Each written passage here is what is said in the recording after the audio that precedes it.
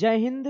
संत कबीर विद्यापीठ महाविद्यालय मगहर के official YouTube channel पर आप सभी का बहुत बहुत स्वागत है। दोस्तों, आज हम प्राचीन इतिहास में सेकंड सेमेस्टर बीए का चौथा लेक्चर लेकर के उपस्थित है, जो दोस्तों एग्जाम से पहले सुपर फास्ट रिवीजन का क्लास है। पिछले क्लास में हम लोगों ने 3 क्लास को देख लिया है, जो पेपर के लिए बहुत ही महत्वपूर्ण है। आइए आज हम लोग चौथा क्लास देखते हैं एग्जाम से पहले सुपर फास्ट रिवीजन का। तो देखिए दोस्तों, जो पहला प्रश्न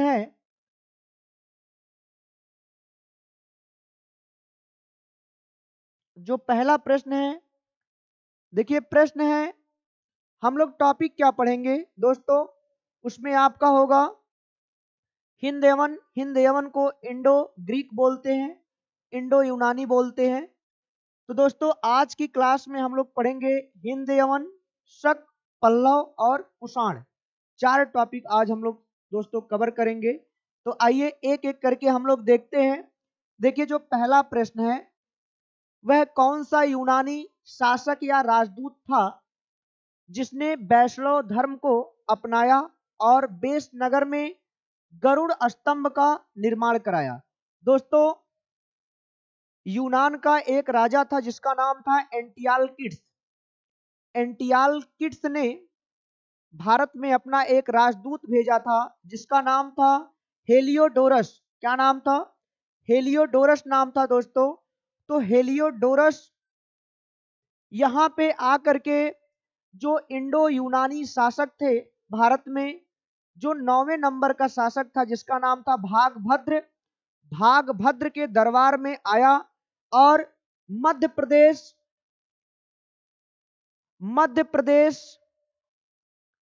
के विदिशा में एक गरुड़ स्तंभ का निर्माण करवाया। और दोस्तों वह गरुड़ स्तंभ वासुदेव को समर्पित है दोस्तों, इसको याद रखिएगा। तो जो यूनानी शासक या राजदूत भारत में आया था उसका नाम है हेलियोडोरस। सी ऑप्शन इसका सही आंसर है। आगे हम लोग देखते हैं। इसी तरह से जो दूसरा प्रश्न है, भारत का सबसे प्रसिद्ध इंडो ग्रीक शासक कौन था? तो जो भारत का सबसे प्रसिद्ध इंडो ग्रीक शासक था दोस्तों, उसका नाम है मिनांडर। मिनांडर को मिलिंद के नाम से भी जाना जाता है दोस्तों। मिनांडर यहाँ पे आकर के जो बौद्ध भिक्षु नागसेन थे उनसे मिलने के बाद बौद्ध धर्म को अपना लेता है दोस्तों। और नागसेन जो बौद्ध भिक्षु हैं और मिनांडर के बीच में जो वार्तालाप हुआ है, जो वाद विवाद हुआ है दोस्तों, उसको मिलिंद पन्नो नामक पुस्तक में लिखा गया है, उसको याद रखिएगा। तो डी ऑप्शन इसका राइट आंसर है। आगे हम लोग देखते हैं, किंग मेनेंडर के 16 सिक्के निम्नलिखित में से किस स्थल से पाए गए हैं? तो दोस्तों बैरात, ये बैरात जो है 6वीं शताब्दी ईसा पूर्व में 16 महाजनपदों में से एक महाजनपद हुआ करता था जिसका नाम हुआ करता था मत्स्य।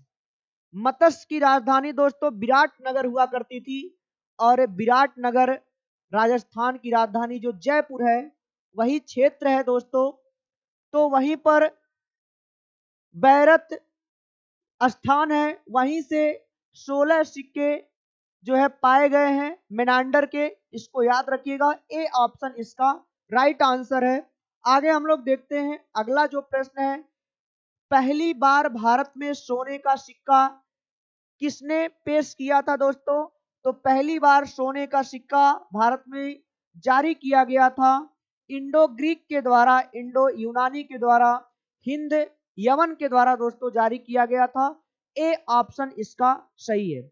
आगे हम लोग देखते हैं अगला जो प्रश्न है, मिलिंद पन्ह का लेखक कौन है दोस्तों? कहीं कहीं पर मिलिंद पन्ह, कहीं पे मिलिंदो पन्नो, कहीं कहीं पर मिलिंद।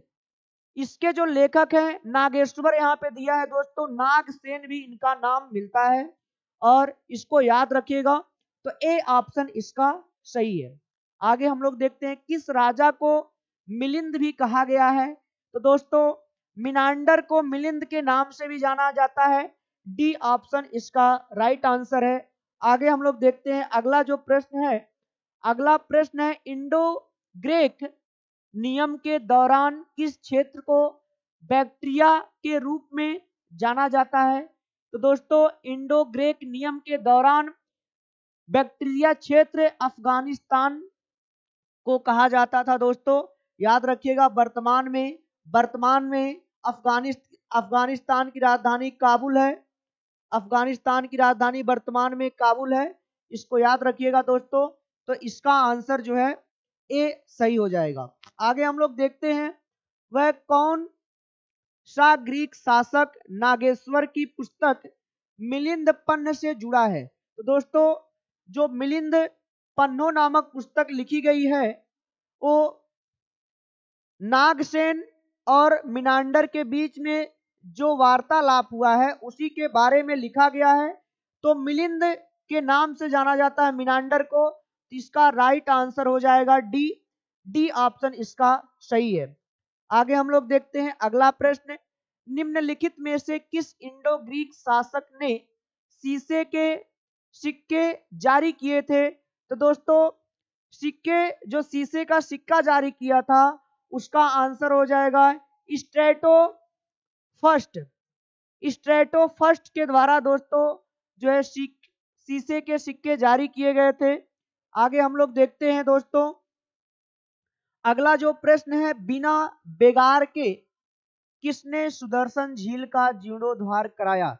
बिना बेगार का मतलब होता है दोस्तों बिना बेगारी कराए, बिना बंधुआ मजदूर बनाए सुदर्शन झील का जीर्णोद्धार कौन कराया था? तो दोस्तों हमने पिछले क्लास में बताया था कि सुदर्शन झील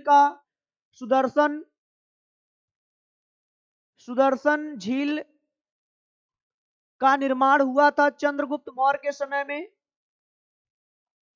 चंद्रगुप्त मौर्य के समय में सुदर्शन झील का निर्माण हुआ था, लेकिन आगे चल करके जब शकों का समय आया, शकों का भारत पर आक्रमण हुआ, तो दोस्तों उस समय जो जूनागढ़ का शासक था जिसका नाम है रुद्रदामन प्रथम ने चंद्रगुप्त मौर्य के समय में जो सुदर्शन झील का निर्माण कराया गया था गिरनार पर्वत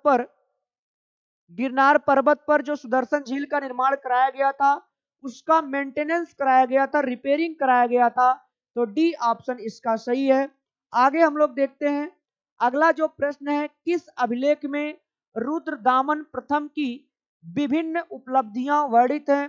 तो दोस्तों जूनागढ़ का अभिलेख जो है उसमें रुद्रदामन की उपलब्धियां वर्णित है। और दोस्तों रुद्रदामन जो है इसकी जो अभिलेख हैं वो दोस्तों संस्कृत में लिखे गए अभिलेख हैं, इसको याद रखिएगा। इसका जो अभिलेख लिखा गया है संस्कृत में लिखा गया है और इस अभिलेख से चंद्रगुप्त मौर्य और अशोक के बारे में जानकारी मिलती है। अशोक के बारे में जानकारी मिलती है, इसको याद रखिएगा दोस्तों। इसी तरह से बहुत सारे महत्वपूर्ण प्रश्नों को रखा गया है दोस्तों बिना किसी फालतू बात किए। दोस्तों हम लोग सीरियस होकर के अपने क्लास को कवर कर रहे हैं दोस्तों, क्योंकि जो पढ़ने वाले लोग होते हैं उनको ऐसा ही क्लास चाहिए दोस्तों। क्योंकि जो लोग क्लास में आकर के फालतू बात करते हैं पढ़ने वाले बच्चों को क्लास पसंद नहीं आता है। तो दोस्तों एक से एक महत्वपूर्ण प्रश्नों को दोस्तों रखा गया है जो पेपर के लिए अति महत्वपूर्ण है, निश्चित रूप से पेपर में छपेंगे। तो आइए हम लोग अपने समय को बिना बर्बाद किए दोस्तों हम लोग एक एक प्रश्नों को देखते हैं जो बहुत ही महत्वपूर्ण है। तो इसका बी ऑप्शन सही हो जाएगा। दोस्तों सर्वप्रथम भारत में विशुद्ध संस्कृत भाषा में लंबा अभिलेख किस राजा द्वारा जारी किया गया था? तो दोस्तों हमने अभी बताया कि संस्कृत भाषा में जारी किया गया था अभिलेख, वो है शक राजा रुद्रदामन प्रथम जो जूनागढ़ का शासक था। तो सी ऑप्शन इसका सही है। आगे हम लोग देखते हैं भारत का राष्ट्रीय पंचांग किस काल पर आधारित है दोस्तों। तो जो भारत का राष्ट्रीय पंचांग है वो किस पे आधारित है, शक काल पर आधारित है, शक संवत पर आधारित है दोस्तों। भारत का राष्ट्रीय पंचांग भारत सरकार के द्वारा राष्ट्रीय कैलेंडर घोषित किया गया था 22 मार्च 1957 ईस्वी को। जो भारत का राष्ट्रीय पंचांग है उसे राष्ट्रीय कैलेंडर घोषित किया गया था। इसको याद रखिएगा, भारत सरकार के द्वारा 22 मार्च 1957 को राष्ट्रीय पंचांग को राष्ट्रीय कैलेंडर घोषित किया गया था। आगे हम लोग देखते हैं रुद्रदामन कौन थे। तो दोस्तों रुद्रदामन कौन था, रुद्रदामन जो है जूनागढ़ का राजा था। किस वंश का था, तो शक वंश का राजा था। इसको याद रखिएगा, बी ऑप्शन इसका सही है। आगे हम लोग देखते हैं विक्रम संवत कब से प्रारंभ हुआ था। तो दोस्तों विक्रम संवत प्रारंभ हुआ था 58 ईसा पूर्व में। विक्रम संवत 58 ईसा पूर्व में प्रारंभ हुआ था दोस्तों। और शक संवत प्रारंभ हुआ था कनिष्क के द्वारा शुरू किया गया था, 78 ईस्वी में शुरू किया गया था दोस्तों। तो इसका ए वाला ऑप्शन सही हो जाएगा। इसी तरह से आगे हम लोग देखते हैं दोस्तों पहलव शक्ति का वास्तविक संस्थापक कौन था। तो दोस्तों इसका जो है पहला आंसर सही हो जाएगा मिथ्रेडेटस प्रथम। कहीं कहीं पर मिथ्रेडेटस मिलता है दोस्तों नाम, तो इसको याद रखिएगा, ए वाला ऑप्शन इसका सही है। भारत का पहला पल्लव शासक था। तो दोस्तों इसका ए वाला ऑप्शन सही है, पहला जो शासक था उसका नाम था माउस। भारत में पहलव के बाद कौन आए। तो दोस्तों भारत में पहलव के बाद आए थे कुषाण। पहलव के बाद जो भारत में आए थे दोस्तों वो कुषाण आए थे। आगे हम लोग देखते हैं पहलव की शक्ति व प्रभुता का अंत किसने किया। तो दोस्तों पहलव वंश के बाद जो अगला वंश आया था उसका नाम है कुषाण वंश। इसको याद रखिएगा दोस्तों, क्योंकि जो क्रम है वो यही है, जो विदेशी आक्रमणकारियों का क्रम है उसका नाम है हिंद, यमन, दूसरा जो है उसका नाम है शक, तीसरा जो है उसका नाम है पहलव, और चौथा जो है उसका नाम है कुषाण। तो हिंद, यमन, शक, पल्लव, कुषाण यही क्रम है विदेशी आक्रमणकारियों का। तो इसका आंसर हो जाएगा ए। आगे हम लोग देखते हैं अगला जो प्रश्न है पहलव वंश की राजधानी कहां थी। तो दोस्तों पहलव वंश की राजधानी थी तक्षशिला। कहां राजधानी थी, तक्षशिला राजधानी थी दोस्तों। इनमें से कोई भी आंसर सही नहीं है, ऑप्शन सही हो जाएगा इनमें से कोई नहीं, क्योंकि इनकी राजधानी थी तक्षशिला। आगे हम लोग देखते हैं जो अगला प्रश्न है पश्चिमोत्तर भारत में शकों के बाद आधिपत्य के पश्चात किन लोगों का आधिपत्य स्थापित हुआ। तो दोस्तों शकों के बाद जो भारत में आए थे, पश्चिमोत्तर भारत में शकों के बाद आधिपत्य के पश्चात किन लोगों का आधिपत्य स्थापित हुआ। तो दोस्तों यहाँ पे शकों के बाद जो स्थापित हुआ उसमें से हो जाएगा पहलव, क्योंकि पहले हिंद यमन उसके बाद शक उसके बाद पहलव। तो बी ऑप्शन इसका सही है।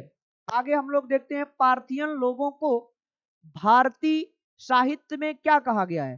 तो दोस्तों पहलव वंश को ही पार्थियन कहा जाता है, तो आंसर ए इसका सही हो जाएगा, पहलव कहा गया है। आगे हम लोग देखते हैं कुषाण साम्राज्य के संस्थापक कौन थे। तो दोस्तों जो कुषाण वंश का संस्थापक था उसका नाम है कुजुल कड़फिसस, और जो दूसरा शासक है उसका नाम है बिम कड़फिसस। उसका नाम है बिम कड़फिसस दोस्तों। और जो पहला शासक है उसका नाम है कुजुल कड़फिसस। सी ऑप्शन इसका सही है। आगे हम लोग देखते हैं अगला प्रश्न है कनिष्क राजवंश का शासक था। तो दोस्तों कनिष्क जो है कुषाण वंश का शासक था, और कनिष्क के समय में ही चतुर्थ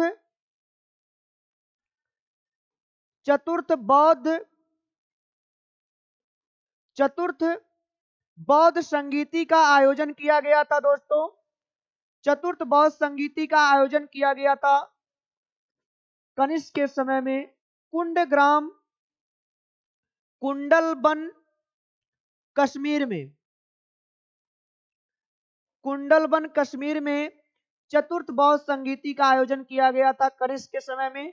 तो कनिष्क कुषाण वंश का सबसे प्रतापी शासक है। डी ऑप्शन इसका सही है।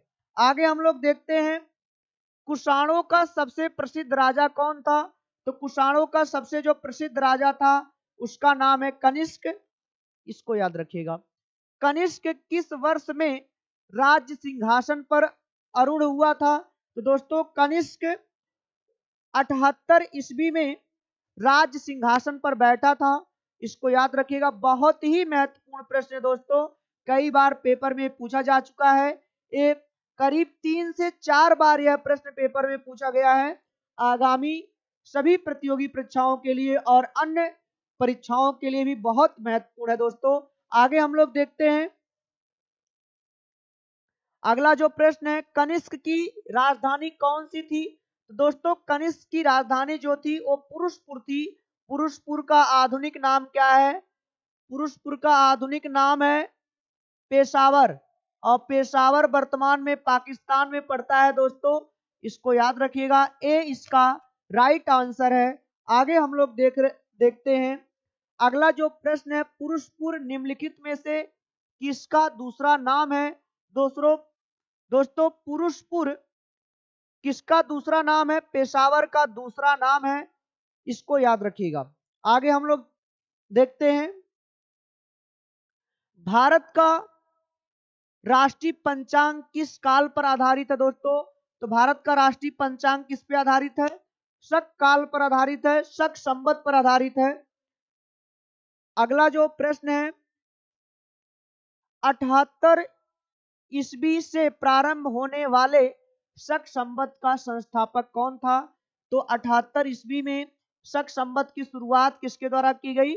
कनिष्क के द्वारा किया गया था, जो कुषाण वंश का दोस्तों सबसे प्रतापी राजा था।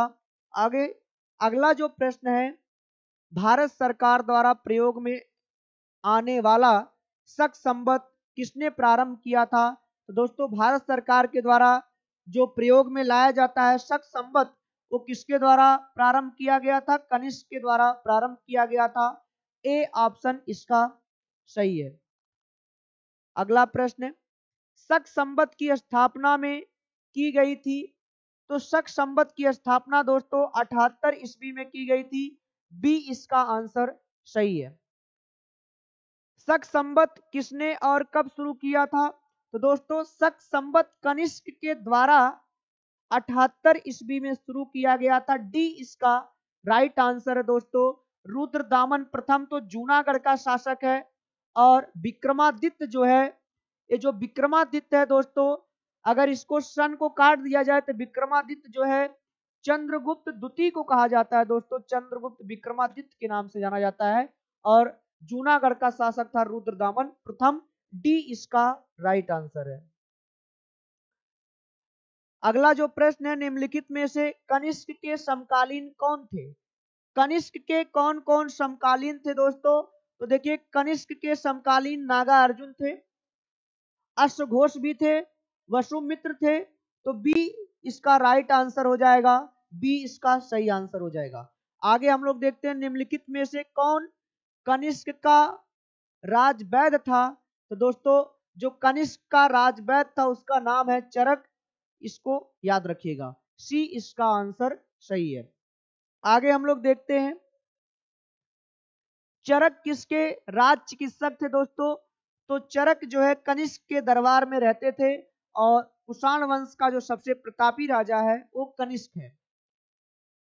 अगला जो प्रश्न है, चरक और नागा अर्जुन किसके दरबार की शोभा थे। तो दोस्तों चरक और नागा अर्जुन कुषाण वंश का प्रतापी राजा कनिष्क के दरबार में रहते थे।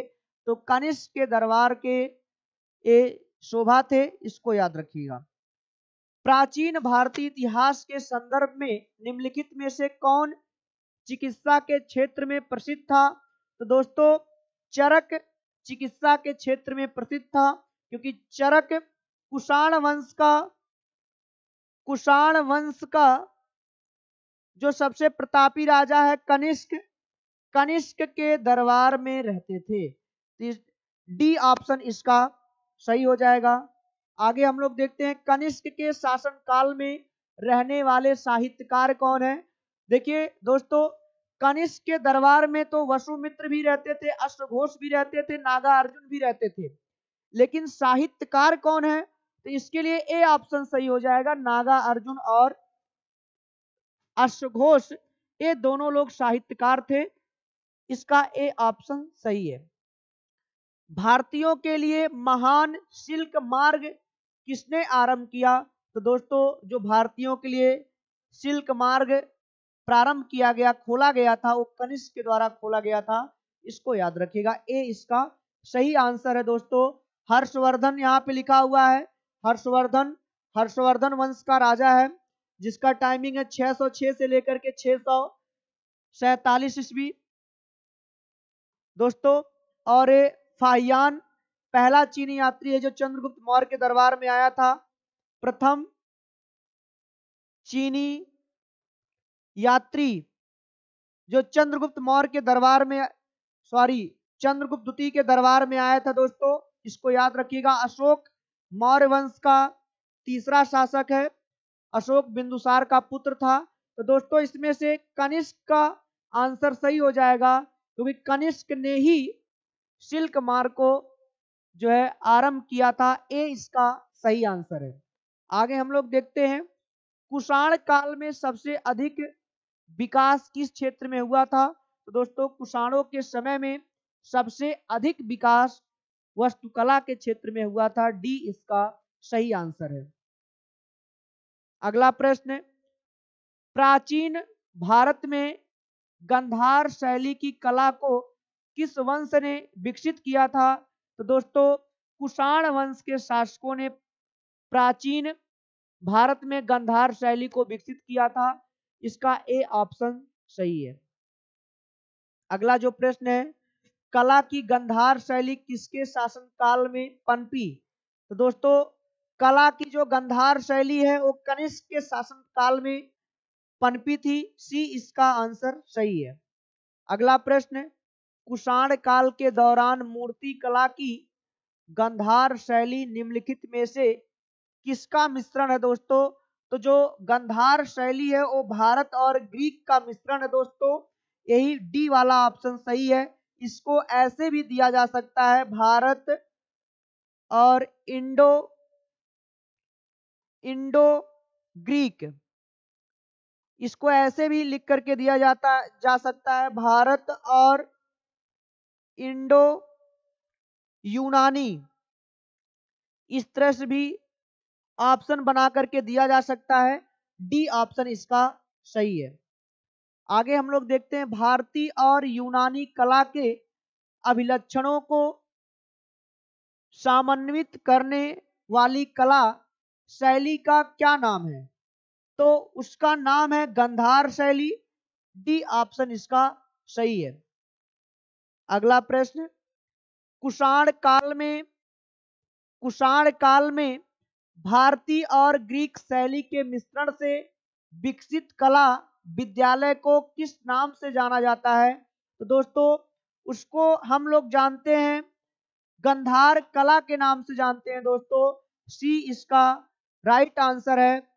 इसको याद रखिएगा।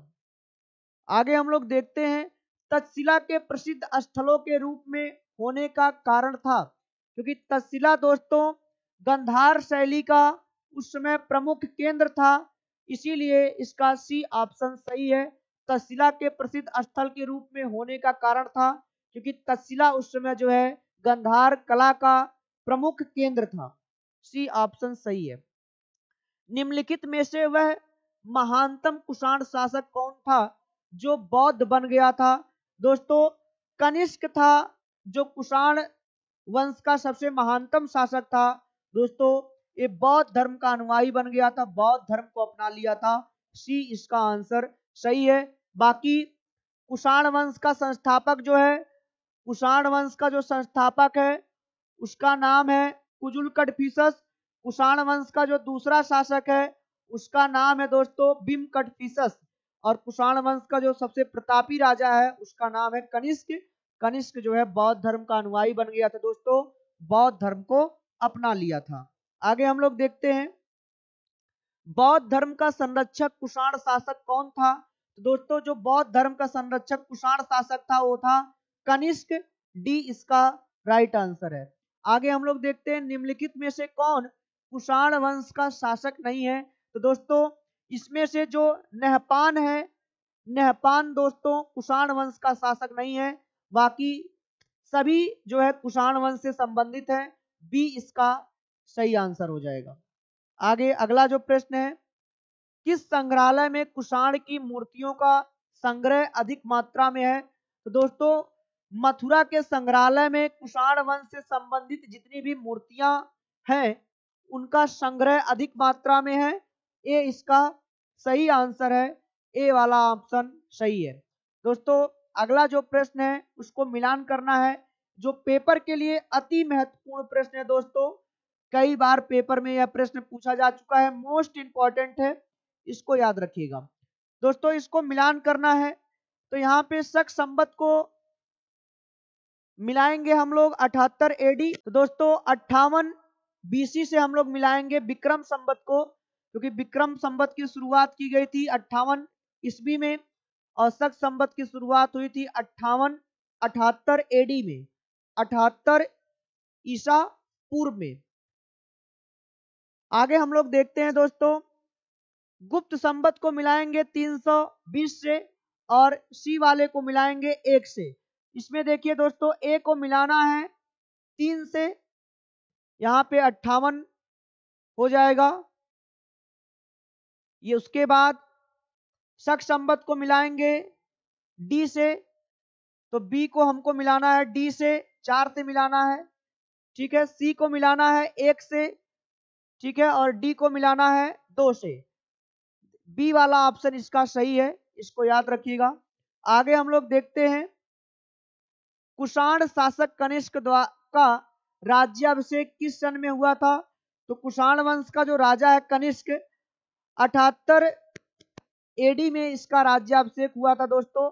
78 एडी में यह कुषाण वंश का राजा बना था। निम्नलिखित में से किसने भारत में स्वर्ण सिक्कों का प्रचलन नियमित उपयोग के लिए किया था। तो दोस्तों बिम कड़फिसस स्वर्ण सिक्का का प्रचलन किया था नियमित उपयोग के लिए, जो कुषाण वंश का दूसरा शासक है। ए वाला ऑप्शन इसका सही है। आगे हम लोग देखते हैं बुद्ध का आकृति किसके सिक्कों पर अंकन हुआ है। तो जो बुद्ध का आकृति है वो किसके सिक्के पर अंकन हुआ है दोस्तों।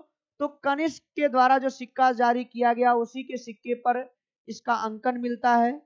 आगे हम लोग देखते हैं उत्तरी तथा उत्तरी पश्चिमी भारत में सर्वाधिक संख्या में तांबे के सिक्के को जारी किया गया था। तो दोस्तों सबसे अधिक तांबे के जो सिक्के जारी किए गए वो जारी किए गए थे इंडो ग्रीक शासकों के द्वारा जारी किया गया था दोस्तों, इसको याद रखिएगा, ए ऑप्शन सही है। कनिष्क के सारनाथ बौद्ध प्रतिमा अभिलेख की तिथि क्या है। तो दोस्तों कनिष्क के सारनाथ बौद्ध प्रतिमा अभिलेख की तिथि 81 ईस्वी सन है। बी इसका आंसर सही है। अगला प्रश्न गंधार कला शैली एक संश्लेषण है। तो दोस्तों गंधार कला शैली एक संश्लेषण है।